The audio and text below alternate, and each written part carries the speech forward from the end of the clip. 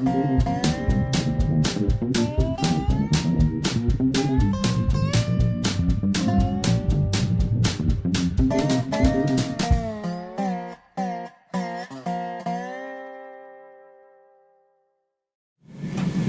is Dave Monk, your Prairie Monk, WAFT Champaign, 90.1 on your FM dial. And Dave on the board. Let's see, today is Sunday, December the 17th, 2017, and this is the Prairie Monk Show, WEFT's weekly look at the environment, rails, trails, greenways, and anything else that has been going on in Dave's life in the last week, and anything else Dave is thinking about. What's up? So, this week we had an interesting meeting at the Park District, vis-a-vis the Heritage Park, which is on Bradley, more or less opposite Parkland College. It's you got a copper slough creek that goes through it. It has a large borrow pit. That is a borrow pit is where you take gravel out, and you borrow it, but really, in practical terms, you don't take it back. I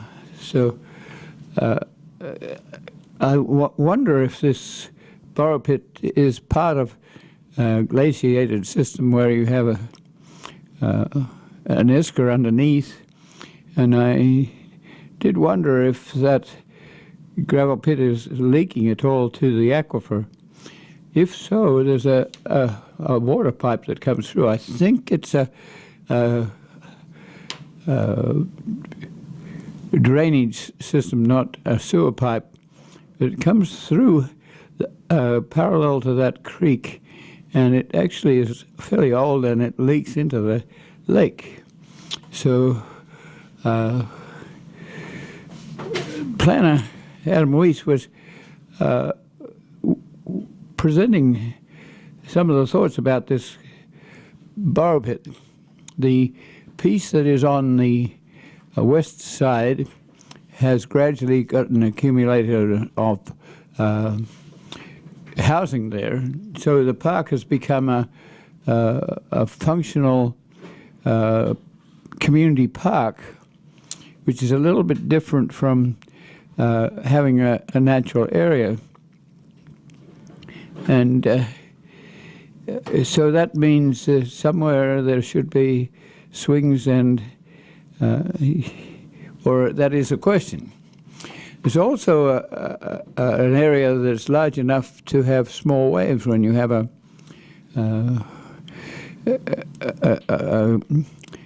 rainfall and storm situations.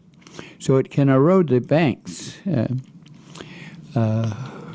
So there's some thought to put in a paving around or preventative.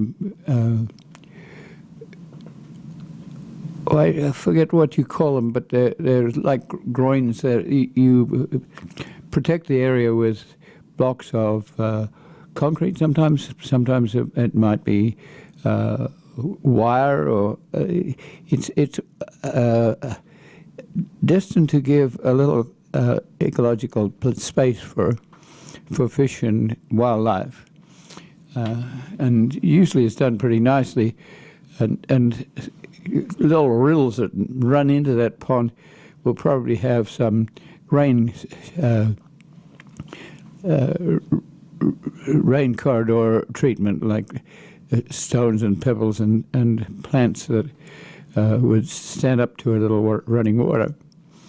There's considerations of how that pond can integrate with the other side of the Heritage Park, which is largely prairie. And there are questions of connectivity. How do you get this spot to integrate with other spots? So if you have small areas, it's very hard for a bird and a bee or other creatures to settle and reproduce and have some privacy. So there was some discussion about that.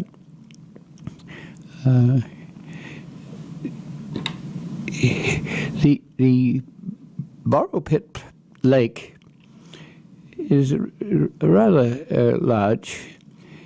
There's a question as to whether you can aerate it, give it some oxygen, and that encourages the wildlife that's in there. So there's a possibility of a walkway that would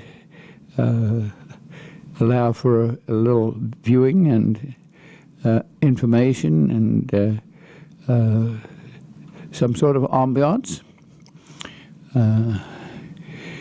The water that comes through comes from way up on Dodd Park is the park that's over the road and up the hill from Heritage Park. It runs back into a water company that is providing us with most of our water, and it has some wildlife areas too. It could go back across a railroad line. The railroad line goes across 57. That railroad prairie has been very interesting over the years until they invented herbicide, and bless me, the railroad right-of-way prairie is no longer a unique place that it was. But it's near to an Elah prairie, which is 17 acres, and it's a little bit of the Heartland Pathways, or a little bit of the Parkland area that was on the other side of 57. It's not a part of Parkland's development, and it still belongs to the Elah family, and they've agreed to put it back to prairie with a planting of broadleaves. That it's rather nice. So then further along, you follow the railroad line along, and you have areas that have terracing. It's on the part of the Champagne Moraine, and the terracing is so to control erosion. And right nearby there on the other side of 150 is a retired landfill, and it has a lot of prairie planted on it. So how do you get these things together? It's not easy. The land is valuable. It's not as valuable as some land because it's lower in some places, and you would have to have a sewer pump to lift sewage up and take it to the Southwest Treatment Plant. But that was part of a discussion. There was some thought about how people get together and what is the counterpart to the Anita Purvis Center in Urbana is needed in Champaign. So there's some thought about how that area might have a visitor center. The meeting was well attended. It was at the Farm Bureau meeting, so they have some facilities nearby, right adjacent to the prairie part of the park. The prairie is an old prairie. It's when people started to plant native prairies, and they used grasses. The grasses grow well, and they grow quickly, and they give people what they think is the concept of a prairie. It grows tall, 8 and 10 feet tall, some of it, and it takes the wind, and you can enjoy it for that reason. So, but it's very hard to put broadleaf plants into that park and have them survived with a dominance of grasses. So at times there has been planting into that prairie with things like silphiums that have very deep roots and can survive. So there's a little bit of broadleaf there. There's some invasive species, Canada thistle, and there's not a lot of autumn olive, fortunately. And so that discussion I thought was very good. The Grand Prairie Friends, I think, may have had some members there, but the Prairie Rivers was there. The master naturalists were there, and I was pleased to chat with people. And so I think that I want to say accolades to the Park District for asking the community for their involvement. And there were some questions about, would there be a committee, would there be some agency that could be enlisted as a volunteer group to care about what happens to that park. Not all park districts have that sort of facility, but that was a good question. The master naturalists feel that they have put in a lot of work to some of these parks, and they'd be particularly interested in belonging to some sort of organization like that. There seems to be some background funding available, perhaps in the vicinity of $2 million. So that makes it possible to do some interesting things.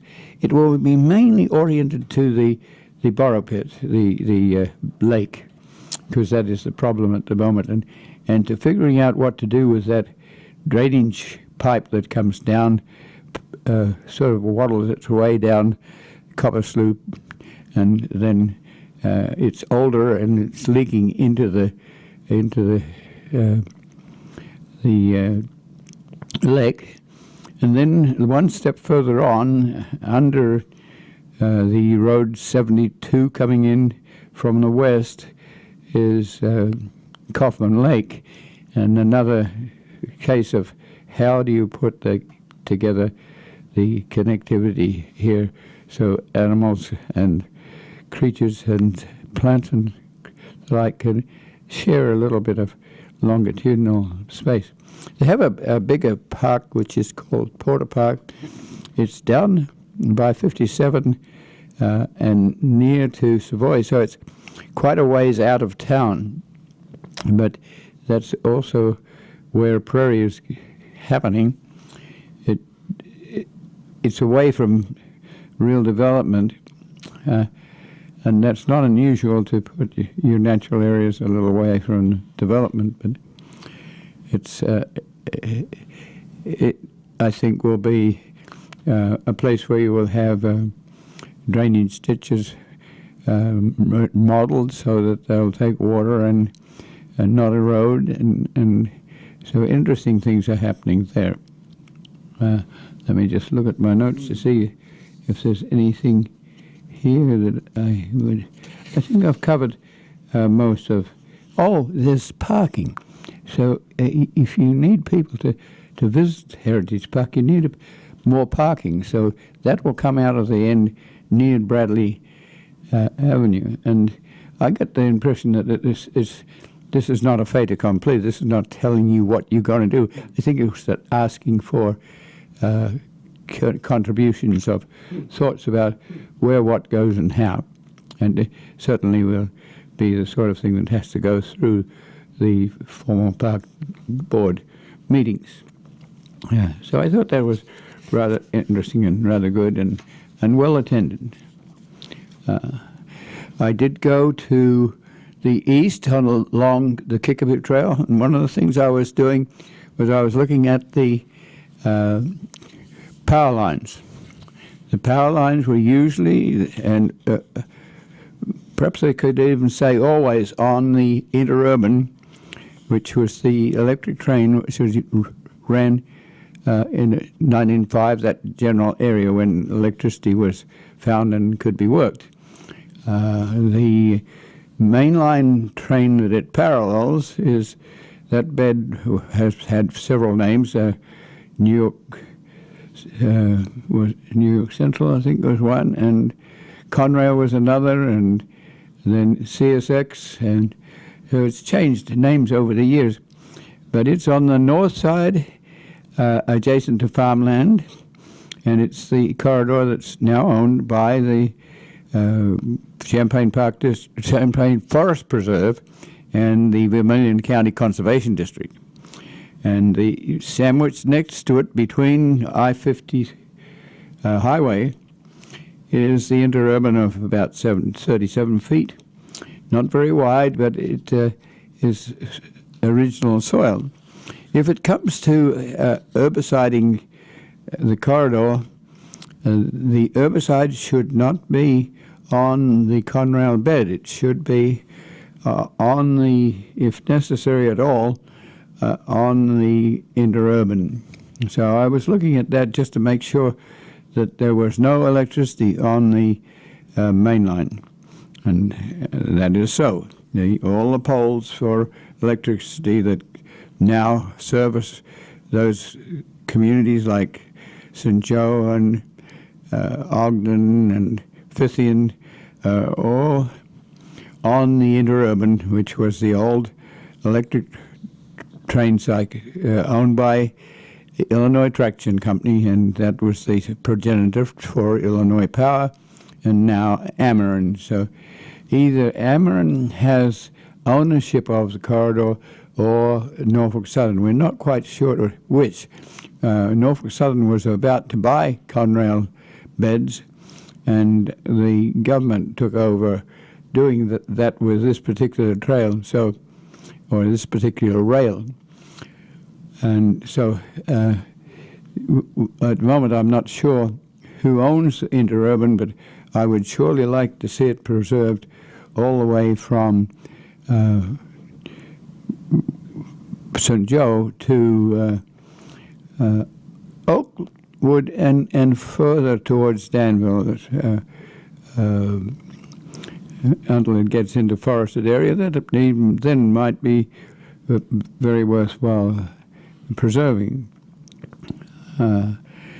This involves community, and it certainly had quite a few people there interested, and I applaud that. I was at the farmers market in the square yesterday. It's called Market in the Square. It was well attended. There were an overflow of vendors, and but I found it very interesting to talk to people and to hand out a flyer, which David helped me put together, and we had a little booklet on Prairie, and so I was talking to people quite seriously about Heartland Pathways, because Heartland Pathways has been in the background for the Kickapoo Trail. Heartland Pathways was there first and did the things that later the Congress did with creation of the Rail Banking Act. We were wanting to save the corridor for possible future railroading and have the opportunity for trails, but most importantly to save the genetics on the bed, the prairies. So it's rails, trails, and greenways in East Central Illinois. Frankly, some of the funding that we have had to go to the Kickapoo Trail has come through that Heartland Pathways vehicle, because we really wanted the Kickapoo Trail to go. We initiated its movement through the Surface Transportation Board in Washington, and it happened. It was delayed for some 20 years, but it's there, and it's spoken for, and it's there in the future. So we think that now we can go back to the 33 miles that we bought before there was a Rail Banking Act, so we don't have the money and the preservation and the tidal controls that we have had on the Kickapoo Trail. So the purpose of these creations is to make sure that there are circuits that the railroads could work with in the future. And this corridor, there's various corridors from St. Louis to Indianapolis, But if you wanted to come through Champaign, these corridors, the Heartland Pathways Corridor and the Kickapoo Trail Corridor, the sort of corridors that would help to allow train traffic to move through from St. Louis to Indianapolis.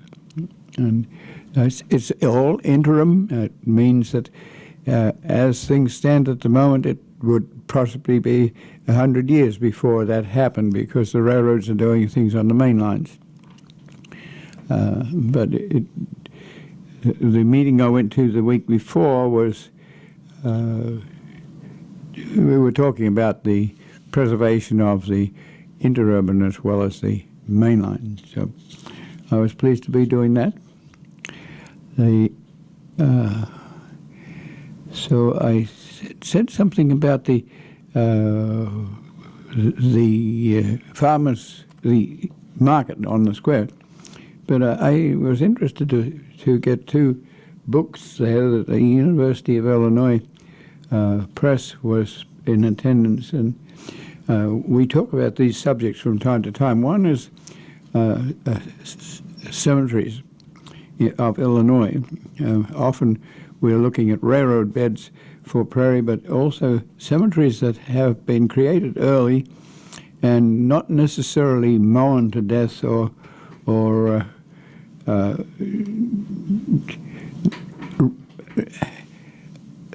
sanitized to the point that there's no prairie there. So cemeteries and their old graves are of interest. So this is a booklet, it's more than a booklet, it's a book, a field guide, and its authors are Hal Hassan and Dawn Cobb, and these are historians, and they're looking at the how people were buried. If some people were buried because they were in a carpet rag and they didn't have anything to indicate, so it's just a dip in the ground might be someone buried. But there's a handshake, which would be the handshake farewell. That's it's represented in mostly limestone stones, and they're in jeopardy because the acid rain that we have encouraged to some extent can destroy the limestone graves. The like of granite and other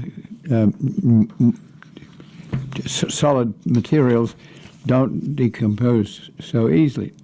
There's often a little church alongside. There's weeping willows. There's some of them are very elaborate stones. They have the semblance of a tree with its limbs broken. Life is broken, and it's very well reported. The break in the limb will indicate the xylem and the phloem of the cross section of the tree. There will be perhaps squirrels angling out of a corner, or other symbology like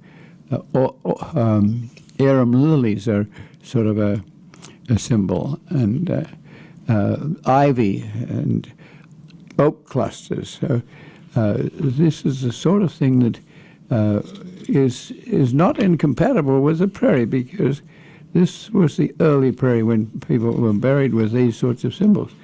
Today it's not so popular. And in fact, some of the old modern woodsman graves have been taken out because they're sort of not as popular as more modern graves. But a book on this tells you something about how people got together, whether they occupied Civil War sites, or what is the history.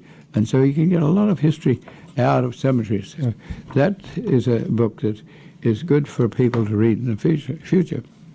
There's another one which is Exploring Illinois, and it's by Michael Jeffords and Susan Post, and they're well known around here for being part of the Natural History Survey. Their book is dedicated to the Natural History Survey, and it gives you a good introduction to looking at natural areas in the state of Illinois. There's nice little maps and things like that.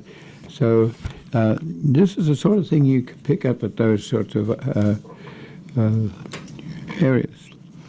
I talked to Kim Campbell, who's on our Heartland Pathways board, and we discussing the pros and cons of taking Heartland Pathways to a more formal situation. So we do that. Cope Compton had a nice little dinner for a number of our supporters, and we had Carrie and Christy who are produce people who are popular salespeople at the outdoor farmers market. And I thought that was very, very helpful. It's nice to get people together and talk about things, because you never know what comes up. When I was talking to Kim Campbell, for instance, he was saying that if we have an invasive situation, it needs to be reported to the police. And I'm not sure we've done that. We've done surveys and things like that to try and figure out how to take out a cease and desist order. But yes, there's a lot of things that one person, two persons, five persons don't think about. So we're wanting to get more formal on that particular part of our activities and spin it off from our mother company, which is Educational Resources in Environmental Science, which no one can remember the name of, but it's done a lot to encourage interpretation of natural areas, the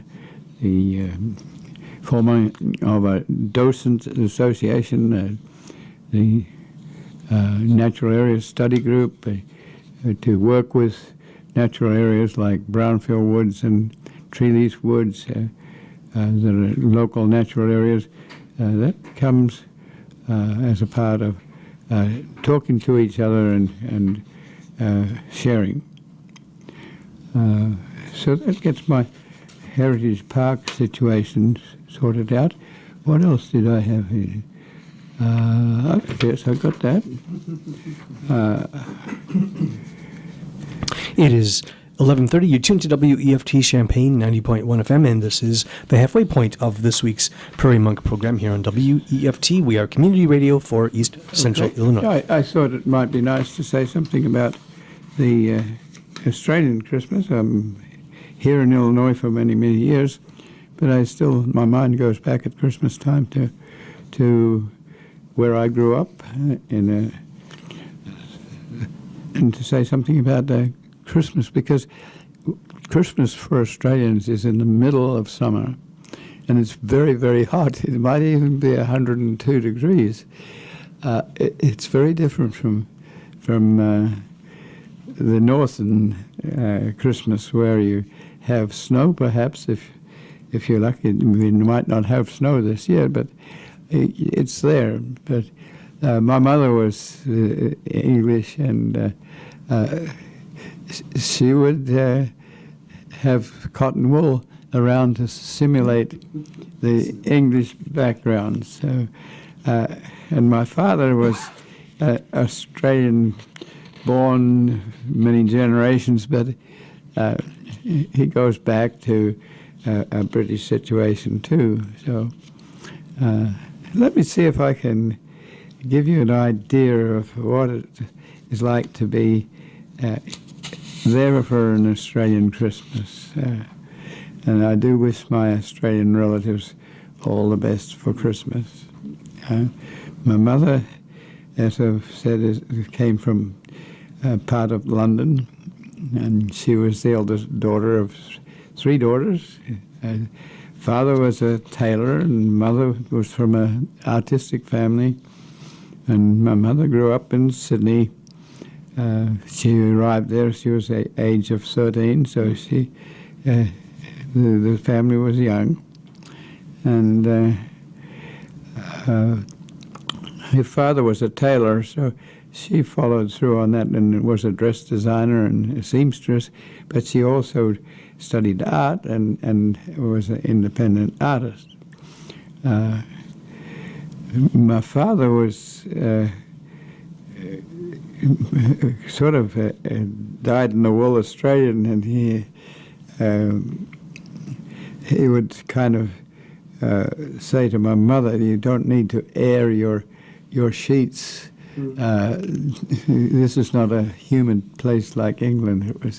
We have a dry climate." So we would have some of these discussions. And his background was different. He liked to go down, and they did. And we don't have a lot of conifers, so you simulate with a casuarina, or it's called a she oak, and it grows on the river. So you go down to the river and you pick up a she oak, and you set it up as a tree, and sometimes you have relatives in from Sydney. But there's also the time when your vegetables are growing, your fruit trees are growing, and so it's a time when you pack up a box of oranges and send them to your friends and relatives in Sydney. And some of those citrus fruits grow independently around, almost Johnny Appleseed style. And so you'd get a ladder and climb up. These trees were sometimes 40 feet high, and the lower branches were often eaten off because cattle would eat the lower branches as far as they could reach.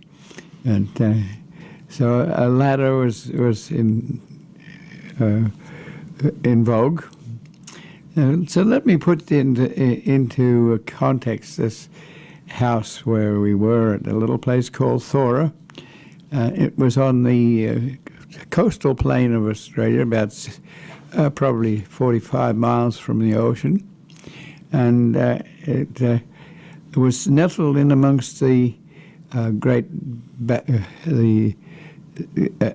an escarpment where one plane, one physical continent is moving up and over another, and so there's this range, and we were in front of that, and there's a river that runs along that fault line, and so you could lie in bed and look at the 2,000-foot mountain, and in the mist or in rain, the rain would be about 80 inches a year. The rain got to be pretty plentiful in January, which was sort of the monsoon area. We were on just the end of the tip of the monsoons that come through the tropical rainforests. So we did have rainforests as well as second-grade sedimentary soils that were not as rich. But we nestled there. A gravel road ran past our place. There was we were on a hill called Tipperary, and that sort of reminds you that about 1/5 of Australians were Irish and about 4/5 were English, and that's probably where the Tipperary came from. There was a road that went over the hill, but that had been changed to around the hill, so you were on the same level. And I suspect that was in an era when you didn't have a lot of powerful cars to go up and over the hill. You might have had bullock teams to do your work. There was a school across the road, one room, one teacher school. Then my father was the school teacher. And there was a post office, which was also a petrol bowser. Petrol is the equivalent of gas, so, and that was also the community store. There was a phone booth outside where you could stand and order up your phone, but there was also a phone exchange where you had lots of post office plugs, and you connected someone to phone lines that you would have number 10 and number 4 would connect. And so sometimes it was a party line, and you'd have 20 people on the line, and everyone would answer the phone at the same time, and they'd have a whole chat. So after a while, you might want to suggest that you had some business to do. But it was about 3 or 4 houses and a blacksmith shop. Were there only certain hours when you could make phone calls? Because it never occurred to me before. You would need somebody at the switchboard to say, "Oh, you want to connect from there to there." Well, someone has to go to sleep, so either somebody comes in at midnight, to do the night shift. This was a phone exchange that did have to have a person. And so again, I don't remember exactly, but I'm sure that you made your phone calls during the day.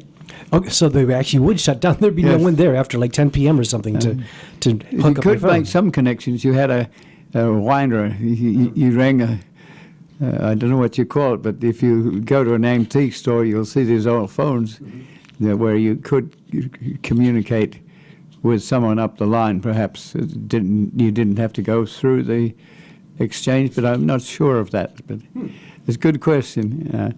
Certainly, it was an innovation. We were there for like 13 years, and my father, who was an activist and a community activist, as well as a school teacher, he'd been a congregational minister, but had gotten out of that because he didn't feel he was as godly as perhaps his congregation was, and went school teaching. And but he planted lots of fruit trees, and we had chickens, and we had vegetable garden, and we had a lot of facilities that we used to good advantage. We didn't have a lot of money because Father had done other things before he came to be a school teacher. He'd also been a carpenter and a joiner and things like that. But we also had up to about 10 cows, and that was interesting too. And they were always had to be milked, so you couldn't go to the beach and stay out late. You had to be home to milk the cow in the afternoon and in the morning. And if you did come home late, there was these big eyes would be looking at you. And so, but they were very friendly cows. And so we had chickens, and we had wildlife. We had snakes and lizards and goannas, and occasionally a wallaby or a kangaroo. And we also had wildlife that came in from the rainforests, and they would be very interesting creatures, because often they had interesting bowers or dance procedures where the female would watch the male dance. They also were very colorful and had long feathers, and they had interesting sounds. So we always had a "What bird is that?" book on the veranda, so you could see what you were dealing with. These were called, the most interesting ones were the birds of paradise. And if you went to New Zealand or further to the tropics, you would see more of these sorts of birds. We would have little wrens and willy wagtails and swallows that would occupy linen lines that were spread out along a spacious veranda. The back of the house was at grade level, and the front of the house was about 6 feet off the ground. So you have to realize we're on a slope.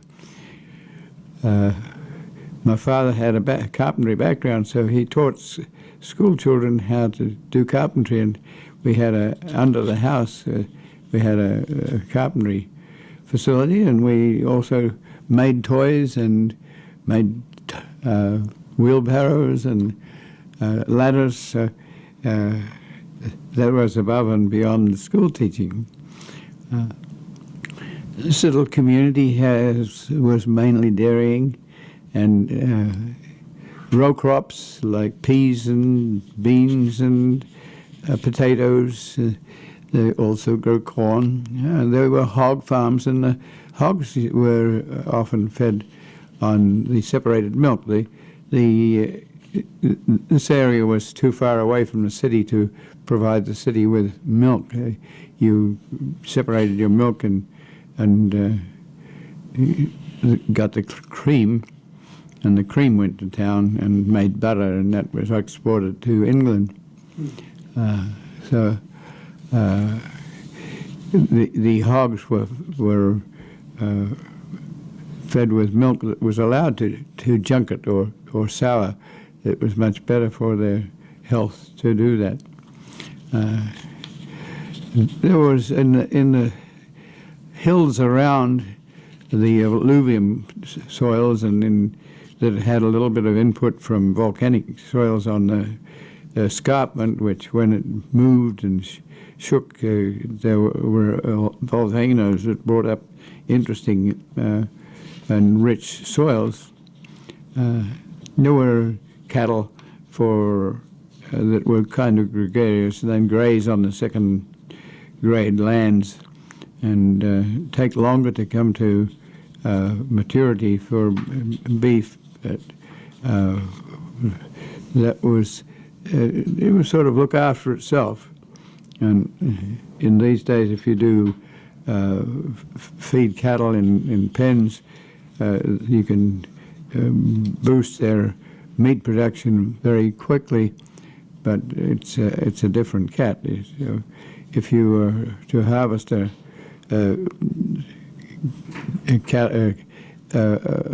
steer, for instance, from those rural hills, they would be very gamey, and but that's what you got used to, and it was good.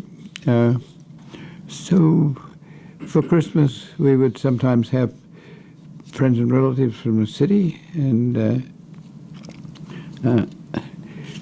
that would be fun too. I've got notes here. It was a mountainous area, so you could really see when the hills caught on fire with lightning, which is sort of what's happening in the California area at the present time, with tinder dry vegetation.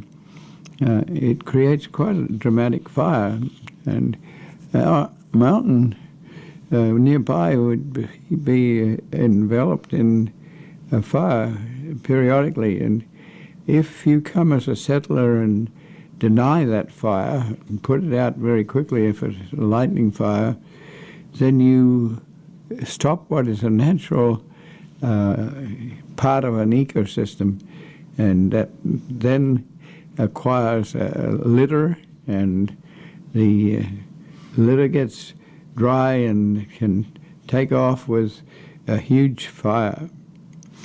If it was rain, you could count the number of waterfalls. There were about 14 waterfalls on the mountain. There was a trig station on the top of the mountain. A trig station is a monument that's put there by surveyors so that they can survey your territory properly. And we could always see a reflection from the trig station. The river ran in front of the escarpment, and we would go swimming. You were always warned not to eat Christmas dinner and go swimming afterwards because you might get a cramp and die. you, and we had access to commons.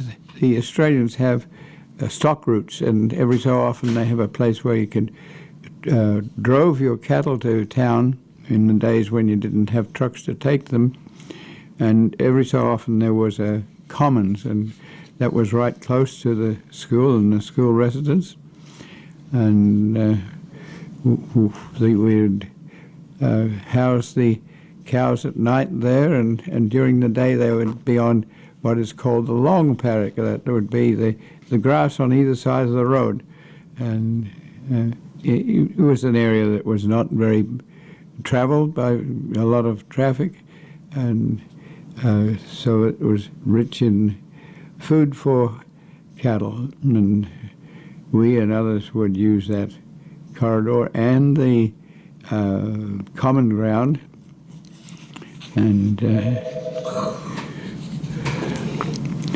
so we had a. Hey there, we're on the air right now. Please give us a call back in a little bit, about 20 minutes, thanks. So, we had a little orchard, but there was also a formal orchard nearby, and they had all sorts of subtropical plants, some pineapples, some bananas,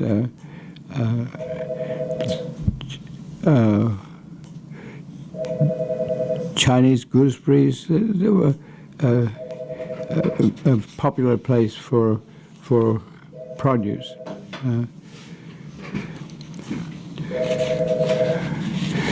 We mowed our lawns, but not with a lawnmower. We mowed our lawns with a scythe. So you had to have good abdominal muscles, and you could have a quality scythe engineered for your height, and you could swing around and you could mow the lawn to almost an inch high. The Dullington Township was 10 miles away, sort of nearer the coast. The railroad line went up the coast. On the other direction, up the hill on the escarpment, you went 10 miles to Dorrigo, and that was rich in forests that were used for creating boats for coastal traffic or for train cars when they were mostly wood. We would go fishing every so often, and when we had floods, when you had that 80 inches of rain, you would have a flood, and that would stop the people from moving across the low-placed river bridges, and so we would often have some very interesting people, and they became our friends for life in many cases. The river, if we followed the river with my brother and went up to the upper reaches of the river, it was about 23 miles, and we would ride our bicycles in that sort of place.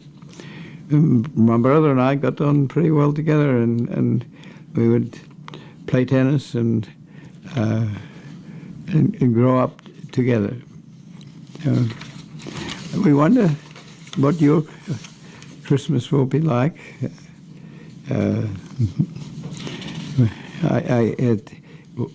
One other feature that we had was a 1928 Whippet car. It was our connection with the rest of the community.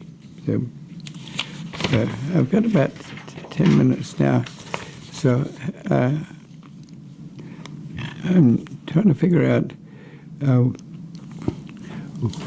where to go next. I think I would like to remind you that we have a Heartland Pathways out there. It's been sitting there for a long time, and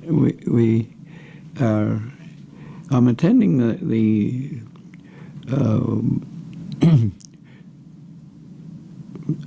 square sales, not so much to sell, but to sell ideas, so to talk to people. And it's rather wonderful that people come back I was talking to someone who had been in Kentucky for 20 years with a different soil, a very poor soil, compared with here, and to come back and to do things here was interesting. I had someone from Bombay who's been here and is a computer person, and is interested in belonging to a group that goes down to Amish country, and they buy milk and vegetables and other produce, and there's a team. So he gets, once every 4 months, he has to collect the produce and bring it back. So we talked for a while. There were people who do innovative things with arts and crafts. My next door neighbor on Saturday, they were taking wine bottles and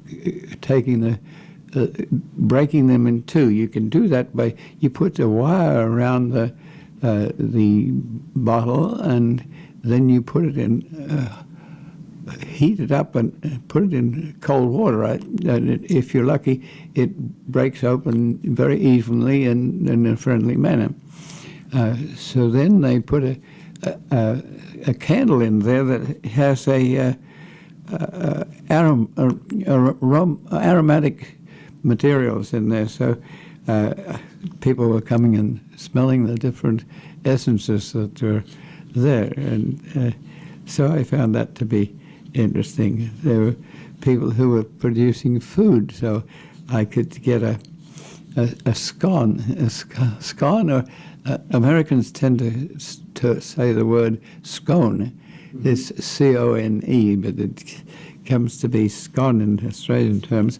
So yes, that was very much a part of our tradition. If you had a workshop, you would have hot scones with butter on them or clotted cream, and you would also have things like tomato sandwiches, and you would knock off for a period and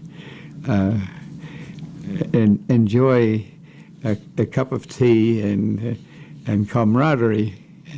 It's very different from what I was listening to this week when they were discussing abattoirs and how people are put on work on a chain, and they don't have this sort of relief situation because you can't stop the chain, and that even has problems if you want to relieve yourself. How do you do that if you stop the chain? So it's a different sort of cat.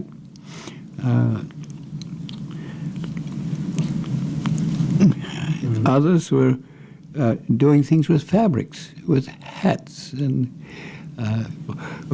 Kim Candle was selling honey, and he's been doing that for years and years. And people come back and know others. There are others that put LED lights in bottles and put artwork on the bottle, and so there were two of those sorts of people. And then there were all the people that came back and came by and talked with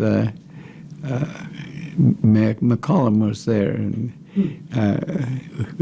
we've had him on the air, and he has been mayor of Champaign for 11 years before he retired from that position, but he knows a lot of people, and sometimes you get an aggregation of people. You've got to watch a little bit. You can't have people standing in front of your exhibit all the time talking, but it's very interesting to communicate.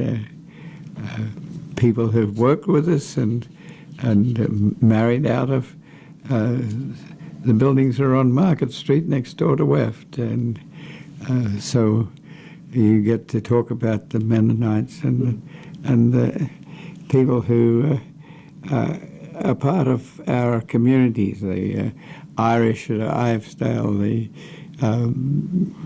the Scandinavians at Penfield,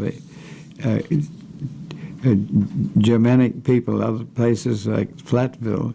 How do we all think and dream and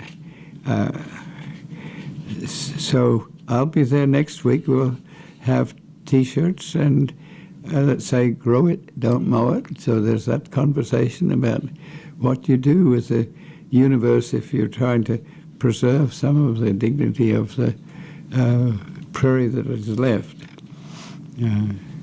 There are 2 minutes. Okay. So Jamie Ellis from Grand Prairie Friends was there. We just nodded and we talk about how we upgrade our Heartland Pathways board to take over some of that 33 miles. It's about 350 acres. If you look at a railroad bed that's 100 feet wide, that railroad bed is 12 acres of ground. So the railroad went through in the middle of it and leaves the portions on either side. So we feel like we've got quite a bit of real estate there that is very useful for prairie preservation. And so you talk about that to people and try to explain it, and we would like to make it a little more formal and introduce people to it and open more of the area to trails. At Monticello, we have a very nice trail, and many of the people that came past knew it, and it's 2 miles from the western side of Monticello through to a County Farm Road, and then it was 1 mile that far. You cross Sangamon River on a Heartland Pathways truss bridge, and so the city of Monticello put together the carpentry of a bridge on top of a bridge, and then that was popular enough that they have extended that pathway another mile, and that is constantly some of the things that we do initially gather in impetus to the extent that other facilities go in. It looks like it's time to leave. This is Dave Monk, your Prairie Monk, WEFT Champaign 90.1 on your FM dial. And Dave on the board. It's now noon. Let's see. The views and opinions expressed are solely those of the speakers.